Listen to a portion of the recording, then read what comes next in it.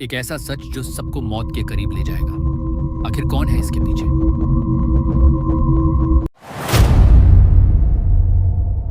Film की कहानी साल 1979 से शुरू होती है। एक ऐसा साल जहां सब कुछ बदलने वाला है। यहां हम देखते हैं कि दो पुलिस अधिकारी एक सुनसान वीरान घर में घुस रहे हैं जो शहर से दूर देहात में पड़ा है। लेकिन अंदर कदम रखते ही उनके होश उड़ जाते हैं। चारों तरफ लाशें बिखरी पड़ी हैं। घर की हालत इतनी डरावनी है कि जैसे यहां इंसान नहीं, कोई खौफनाक राज रहता हो। तभी एक अधिकारी की नजर तहखाने की ओर जाती सीढ़ियों पर पड़ती है और वो तुरंत अपने साथी को आवाज देता है। दोनों जैसे ही नीचे उतरते हैं, उनके चेहरों का रंग उड़ जाता है, लेकिन हमें वो नजारा नहीं दिखाया जाता। और तभी कहानी कट होकर हमें 2 दिन पहले ले जाती है, जहां हम मिलते हैं एक लड़की से जिसका नाम है मैक्सीन। एक ऐसी लड़की जो सुपरस्टार बनने का सपना देखती है, लेकिन शुरुआत में मौके न मिलने के कारण उसने अपनी आर्थिक हालत संभालने के लिए और थोड़ा नाम कमाने के लिए लो बजट फिल्मों में काम करना शुरू कर दिया था। और फिर हम देखते हैं कि मैक्सीन अपनी पूरी टीम के साथ एक वैन में बैठी है जो शूटिंग लोकेशन की तरफ बढ़ रही है। और आखिरकार वे उसी डरावने घर तक पहुंच जाते हैं जिसे हमने शुरुआत में देखा था। डायरेक्टर कार से उतरता है और दरवाजे पर दस्तक देता है। तभी एक बूढ़ा आदमी बंदूक लेकर बाहर आता है। वो उन्हें देखकर चौंक जाता है और सोचता है कि शायद ये लोग लूटपाट करने आए हैं। लेकिन डायरेक्टर उसे याद दिलाता है कि उसी ने ये जगह शूटिंग के लिए किराए पर दी थी। तब जाकर बूढ़ा आदमी थोड़ा शांत होता है और कहता है, मैंने ये घर नहीं, ऊपर वाला कैबिन किराए पर दिया है। मेरे साथ आओ, मैं दिखाता हूं। और तभी सब लोग कार से अपना सामान उतारना शुरू कर देते हैं। जैसे ही सामान उतारा जा रहा होता है, मैक्सीन की नजर एक खिड़की पर खड़ी औरत पर पड़ती है जो उसे बहुत ही अजीब और डरावनी नजरों से घूर रही होती है। वो थोड़ा असहज महसूस करती है, लेकिन खुद को संभालते हुए बाकी लोगों के साथ ऊपर वाले कैबिन में चली जाती है। वहीं बूढ़ा आदमी भी उसे अजीब नजरों से देखता है, जैसे उसे उसका आना बिल्कुल पसंद नहीं। वो डायरेक्टर से नाराजगी में कहता है कि इतने लोगों के रहने की कोई बात नहीं हुई थी।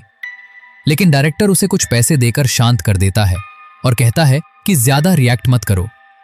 तब बूढ़ा आदमी चेतावनी देता है, ध्यान रखना, मेरी पत्नी घर में रहती है, उसे शोर शराबा बिल्कुल पसंद नहीं। कुछ भी ऐसा मत करना जो उसे अच्छा न लगे, वरना मैं तुम्हें तुरंत यहां से निकाल दूंगा। डायरेक्टर किसी तरह उसे मना लेता है और वो चला जाता है। फिर टीम अंदर जाकर शूटिंग की तैयारी में लग जाती है। उधर मैक्सीन अकेले बाहर खेतों की तरफ घूमने निकलती है और वहां फिर से वही बूढ़ी औरत उसे घूरते हुए दिखाई देती है। इस बार मैक्सीन को यह और भी अजीब लगता है और वो सोचती है कि क्यों ना उससे जाकर बात की जाए। लेकिन जैसे ही वो घर के अंदर जाती है, वो जगह बेहद गंदी और डरावनी हालत में मिलती है। ऐसा लगता है जैसे सालों से किसी ने इसे साफ ही नहीं किया, जगह जगह से टूटा हुआ, वीरान। और तभी अचानक वो बूढ़ी औरत उसके पीछे खड़ी हो जाती है, जिससे मैक्सीन बुरी तरह डर जाती है। बूढ़ी औरत उसे बैठने को कहती है और उसे एक लैमिनेट पकड़ाती है, लेकिन मैक्सीन वहां बिल्कुल भी सहज महसूस नहीं कर रही होती। वो जितनी जल्दी हो सके वहां से निकलना चाहती है, लेकिन तभी बूढ़ी औरत अपनी कहानी सुनाना शुरू कर देती है। वो धीमी आवाज में कहती है, मैं भी कभी तुम्हारी तरह बनना चाहती थी, एक मॉडल, एक स्टार। मैंने भी बड़े सपने देखे थे, लेकिन अब मैं यहां फंस गई हूं। और जब मैं तुम्हें देखती हूं तो लगता है जैसे मेरा सपना तुम्हारे अंदर जिंदा है, और मुझे डर लगता है कहीं तुम भी मेरी तरह ना बन जाओ। उसकी बातें सुनकर मैक्सीन के रोंगटे खड़े हो जाते हैं। वो तुरंत उठकर जाने लगती है। तभी उसे महसूस होता है कि बाहर कोई चल रहा है। उसका दिल जोर से धड़कने लगता है और वो डर के मारे जल्दी निकलने की कोशिश करती है। तभी उसे फिर से आहट सुनाई देती है। बूढ़ी औरत समझ जाती है कि शायद उसका पति आ गया है, इसलिए वो मैक्सीन से कहती है कि पीछे के दरवाजे से निकल जाओ, क्योंकि उसका पति किसी अजनबी को घर में देखना बिल्कुल पसंद नहीं करता। इसी बीच शूटिंग की सारी तैयारी पूरी हो जाती है और टीम एक बार के अंदर शूटिंग शुरू करती है। वहीं हमें दिखाया जाता है कि बूढ़ी औरत मैक्सीन को देख देखकर खुद को उसकी जगह कल्पना करने लगती है। वो फिर से अपने अधूरे सपनों में खो जाती है, एक स्टार बनने के सपने। और अब जब वही जिंदगी मैक्सीन जी रही है तो उसके अंदर जलन और नफरत साफ दिखाई देने लगती है। शूटिंग खत्म होने के बाद सब अपने कैबिन में आराम करने लगते हैं। तभी लॉरेन, जो इस दुनिया से नहीं थी, अपनी सोच सबके सामने रखती है। मुझे नहीं लगता ये सब सही है। वो कहती है कि ये अजीब है कि लोग अपने पार्टनर होते हुए भी सिर्फ शूटिंग के लिए किसी और के करीब आ जाते हैं। डायरेक्टर उसे समझाता है, देखो, शूटिंग के दौरान जो भी होता है वो सिर्फ एक्टिंग होती है, उसमें कोई असली भावना नहीं होती। ये हमारा काम है। हमारी असली फीलिंग्स सिर्फ हमारे पार्टनर के लिए होती हैं। हम कभी काम और निजी जिंदगी को मिक्स नहीं करते। डायरेक्टर की बातों से लॉरेन प्रभावित हो जाती है और अब वो भी इस दुनिया का हिस्सा बनना चाहती है। तभी डायरेक्टर उसे एक रोल ऑफर करता है, लेकिन उसका मंगेतर आरजे इस बात से बिल्कुल खुश नहीं होता। डायरेक्टर किसी तरह आरजे को मना लेता है और शूटिंग शुरू हो जाती है। आरजे उस समय तो कुछ नहीं कहता, लेकिन रात में जब सब सो जाते हैं वो अकेले बैठकर रोने लगता है, गुस्से और दर्द में डूबा हुआ। और आखिरकार वो वहां से भागने का फैसला करता है। जैसे ही वो अपनी कार स्टार्ट करता है, अचानक उसके सामने वही बूढ़ी औरत आ खड़ी होती है। आरजे सोचता है कि शायद वो बूढ़ी औरत मानसिक रूप से ठीक नहीं है और वो उसकी मदद करने के लिए उसके पास जाता है। लेकिन जैसे ही वो करीब आता है, बूढ़ी औरत उसे गले लगाकर अजीब हरकतें करने लगती है। आरजे घबरा जाता है और जैसे ही वो उसे हटाने की कोशिश करता है, बूढ़ी औरत अपना असली रूप दिखाती है और उसके गले पर हमला कर देती है। आरजे मदद के लिए चिल्लाता है, लेकिन कोई नहीं आता और वो उसी के हाथों मारा जाता है। इसके बाद बूढ़ी औरत चुपचाप कार की चाबी उठाती है और अंधेरे में गायब हो जाती है। उधर आधी रात को जब लॉरेन की आंख खुलती है तो वो देखती है कि आरजे बिस्तर पर नहीं है और ये देखकर उसका दिल घबरा उठता है। वो तुरंत बाहर उसे ढूंढने निकल जाती है। बाहर हलचल सुनकर डायरेक्टर भी जाग जाता है और कैबिन से बाहर आता है। लॉरेन घबराई हुई आवाज में कहती है कि आरजे कहीं गायब हो गया है। डायरेक्टर उसे शांत करने की कोशिश करता है। अरे वो यहीं कहीं होगा, इतनी रात को कहाँ जाएगा। लेकिन जब लॉरेन कहती है कि उसने हर जगह देख लिया है, तो अब डायरेक्टर भी बेचैन होकर आरजे को ढूंढने लगता है। पूरा घर छान मारने के बाद डायरेक्टर आखिरी उम्मीद में खलिहान की तरफ जाता है और उस समय वो नंगे पांव होता है। जैसे ही वो खलिहान के दरवाजे पर पहुंचता है, उसे पता भी नहीं चलता कि लकड़ी में एक तेज कील फंसी हुई है और अचानक वो उसके पैर में धंस जाती है। वो दर्द से चीखते हुए नीचे गिर पड़ता है। जमीन पर गिरा हुआ डायरेक्टर अब खलिहान की दीवारों में बने छोटे छोटे छेद देखता है और उन छेदों के पार उसे किसी की परछाई नजर आती है। वो धीरे धीरे उठकर पास जाने की कोशिश करता है, लेकिन जैसे ही वो करीब जाता है, अचानक उन छेदों से दो नुकीली लोहे की छड़ें उसकी आंखों में घुस जाती हैं और वो दर्द से तड़पते हुए वहीं दम तोड़ देता है। ये सब उस बूढ़ी औरत का सोचा समझा खेल था। उसने पहले से ही जाल बिछा रखा था ताकि जो भी उसे ढूंढने आए वो जिंदा वापस न जा सके। कील लगाना, छेद बनाना, सब उसी की प्लानिंग थी। उधर लॉरेन अभी भी आरजे को ढूंढते ढूंढते उस बूढ़े जोड़े के घर तक पहुंच जाती है। दरवाजा खोलते ही बूढ़ा आदमी सामने आता है और वो काफी घबराया हुआ दिखता है। लॉरेन तुरंत उसे बताती है कि उसका मंगेतर गायब है। बूढ़ा आदमी कहता है, मेरी पत्नी भी गायब है और उसे ढूंढना ज्यादा जरूरी है, क्योंकि वो मानसिक रूप से ठीक नहीं है, वो कुछ भी कर सकती है। लॉरेन उसकी बात मान लेती है और उसके साथ उसकी पत्नी को ढूंढने के लिए तैयार हो जाती है। तभी बूढ़ा आदमी कहता है, तुम नीचे तहखाने में जाकर देखो, शायद वो वहीं हो। जैसे ही लॉरेन नीचे तहखाने में उतरती है, बूढ़ा आदमी तुरंत मौका देखकर दरवाजा बाहर से बंद कर देता है और यहीं पर सच्चाई सामने आती है कि सिर्फ उसकी पत्नी ही नहीं, बल्कि वो खुद भी एक खतरनाक मनोरोगी है। लॉरेन घबराकर दरवाजा खोलने की पूरी कोशिश करती है, लेकिन जब दरवाजा नहीं खुलता तो वो बाहर निकलने का कोई दूसरा रास्ता ढूंढने लगती है। वो अपनी टॉर्च जलाती है और जैसे ही सामने देखती है, उसकी सांसें थम जाती हैं। वही खौफनाक नजारा जिसने पुलिस को भी हिला दिया था। वो डर के मारे जोर से चीख उठती है और उसकी ये चीख पास वाले कैबिन में सो रहे एक लड़के को जगा देती है। अब लॉरेन समझ चुकी होती है कि ये बूढ़ा जोड़ा कोई आम इंसान नहीं है। ये लोग बेहद खतरनाक हैं और इन्हें लोगों को मारने में अजीब सा मजा आता है। उधर वो लड़का लॉरेन की आवाज सुनकर बाहर आता है और सामने बूढ़े आदमी को खड़ा देखता है। वो पूछता है, क्या हुआ, सब ठीक है? बूढ़ा आदमी मासूम बनते हुए कहता है, मेरी पत्नी गायब हो गई है, उसे ढूंढना बहुत जरूरी है। वो ठीक नहीं है, अगर उसने कुछ कर दिया तो मुझे बहुत नुकसान होगा। लड़का उसकी बातों में आ जाता है और मदद करने के लिए तैयार हो जाता है, लेकिन उसे बिल्कुल अंदाजा नहीं होता कि वो खुद अपनी मौत के जाल में फंस रहा है। बूढ़ा आदमी उसे एक सुनसान झील के किनारे ले जाता है जहां चारों तरफ खामोशी छाई होती है। वहां लड़का एक डूबी हुई कार देखता है और समझ नहीं पाता कि यहां क्या हुआ होगा। वो कुछ सोच ही रहा होता है कि तभी पीछे से बूढ़ा आदमी उस पर बंदूक तान देता है और बिना एक पल गवाए गोली मारकर उसे खत्म कर देता है। कहानी फिर से कट होकर लॉरेन पर आ जाती है, जो अभी भी उस अंधेरे तहखाने में फंसी हुई कांप रही है। अपनी जान बचाने के लिए वो इधर उधर कुछ ढूंढती है और तभी उसे एक कुल्हाड़ी मिलती है। वो पूरी ताकत से दरवाजा तोड़ने लगती है। जैसे ही वो दरवाजा खोलने के करीब होती है, अचानक सामने बूढ़ी औरत आ जाती है और कहती है, वहीं रुक जाओ वरना अंजाम बहुत बुरा होगा।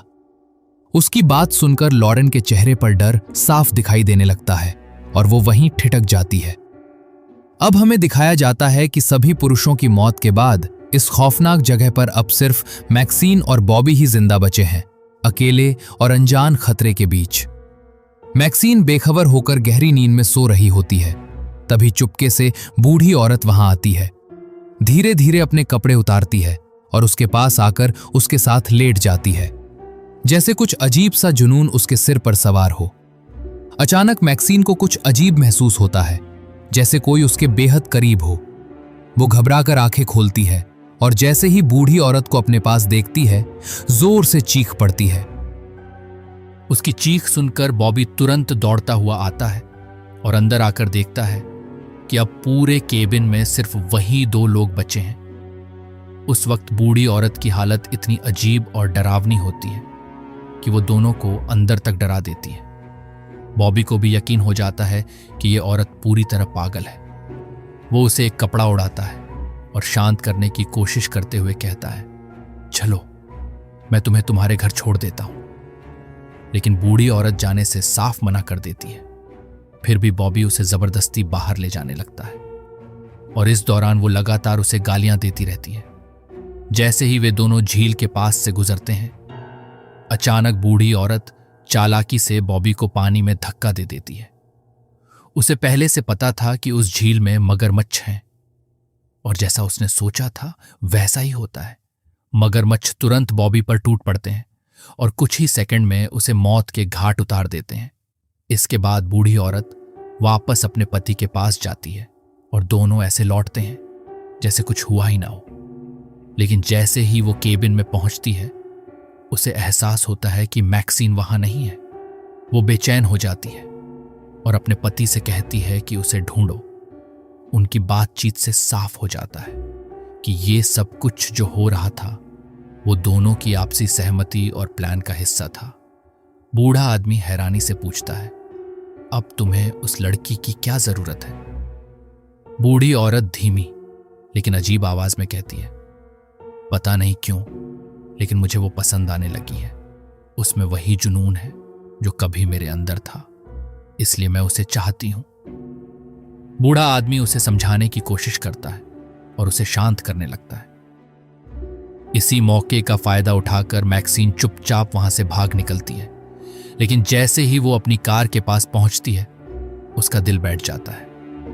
वो देखती है कि कार के टायर पहले ही पंचर कर दिए गए हैं और वहीं पास में आरजे की लाश पड़ी है। ये देखकर उसका खून जम जाता है। तभी दूर से उसे लॉरेन की चीखें सुनाई देती हैं। मैक्सीन हिम्मत जुटाकर एक बंदूक उठाती है और सीधे तहखाने की तरफ जाती है जहां उसे लॉरेन मिलती है। वो उसे बाहर निकालती है और जल्दी से कहती है, हमें यहां से भागना होगा, अभी इसी वक्त हमारी जान खतरे में है। वो उसे साथ रहने के लिए कहती है, लेकिन लॉरेन गुस्से से भरी होती है और चिल्लाकर पूछती है, तुम मुझे यहां क्यों लाई? अब उसे किसी की परवाह नहीं होती, क्योंकि उसका मंगेतर मर चुका है। इसलिए वो अकेले ही भागने का फैसला करती है, हाथ में कुल्हाड़ी लेकर। लेकिन उसका यह फैसला उसकी सबसे बड़ी गलती बन जाता है। जैसे ही वो 2 कदम आगे बढ़ती है, बूढ़ा आदमी सामने आ जाता है और बिना सोचे उसे गोली मार देता है। ये सब मैक्सीन पीछे छिपकर देख रही होती है और डर के मारे अपनी सांस तक रोक लेती है।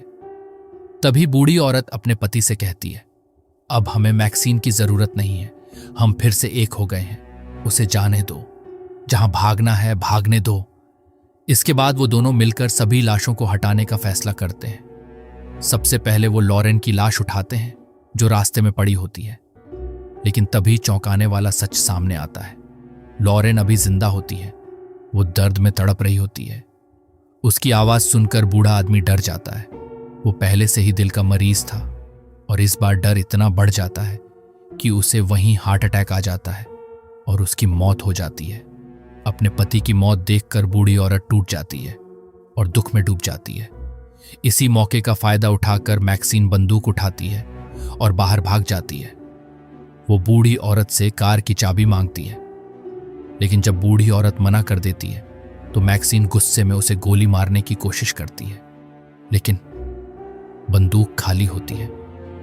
ये देखकर बूढ़ी औरत जोर जोर से हंसने लगती है और उसका मजाक उड़ाती है। वो कहती है, मुझे पता है तुम क्या करती हो और क्या बनना चाहती हो, लेकिन जो रास्ता तुमने चुना है वो गलत है। इस रास्ते पर चलकर तुम कभी वो नहीं बन पाओगी। असल में वो उसे नीचा दिखाना चाहती थी कि ऐसे छोटे मोटे काम करके कोई स्टार नहीं बन सकता। ये सुनकर मैक्सीन गुस्से में आग बबूला हो जाती है और चिल्लाकर कहती है, मैं स्टार हूं और हमेशा रहूंगी, बहुत जल्द पूरी दुनिया मुझे जानेगी।